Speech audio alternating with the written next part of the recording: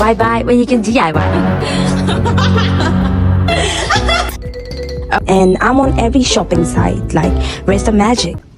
Hello guys, welcome back to the channel. I said welcome back to the channel. Welcome if you're new here. So I know I've been MIA for a while. I don't think it's been a while. Like, it's been almost a year. I don't know what to tell y'all.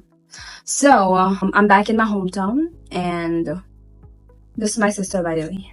Hi, my name is Neha. Yeah, okay, so y'all are gonna be seeing a lot more of her in my videos too, since I am back in my hometown and I have a lot of time in my hands these days. So I decided I'm gonna be creating some Pinterest inspired outfits. And to the first episode of my new series, Why Buy When You Can DIY. In this series, we will be upcycling clothes to transform old or thrifted finds into trendy, one-of-a-kind pieces without breaking the bank. So yeah, I'm gonna be taking y'all on this whole process of me making the outfits. This is one of the clothes that I made.